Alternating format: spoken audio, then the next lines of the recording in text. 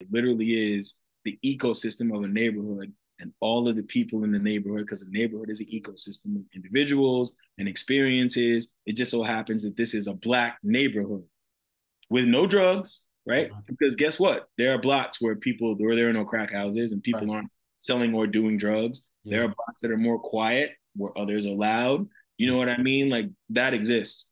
But without this movie specifically, you don't get Boys in the Hood. You don't get um, any of the movies that Eddie did in the '90s. Mm-hmm.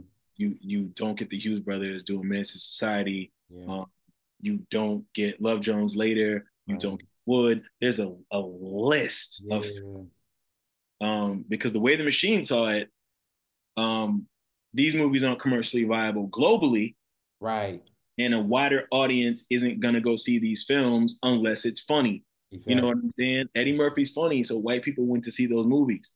And no disrespect to Eddie, Eddie is a No, legend. it is. Um, But it was a limited, like you said, it was a limited perception of what is popular and what is commercially viable hmm, for people to go see and support in reference of so-called limited Black audiences. They had hmm, a very myopic view of what Black audiences go for. This is what they know for. Like, no, Black folks not gonna go see this. White folks ain't gonna go see this. But hmm, when he, like you said, he broke open the range to say, oh wow, not only can they do comedies and they'll go support it, but also this very dramatic, very controversial piece of art hmm. will also go and support this and see the validity and the credibility in it. To see like the honesty in it. You know what I'm saying? It was like, wow, man, This movie scared them though, it did. which It is did, why we rightfully got the so. whole It scared me to an extent. called riots, and it Yeah, did. It just it, did.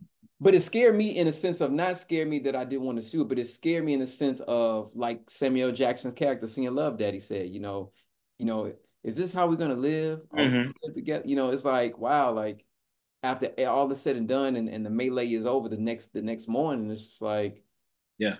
how do we move forward from this? You know what I'm saying? Yep. Like Yep. shit, we got to a boiling point, and it literally boiled over, and somebody died.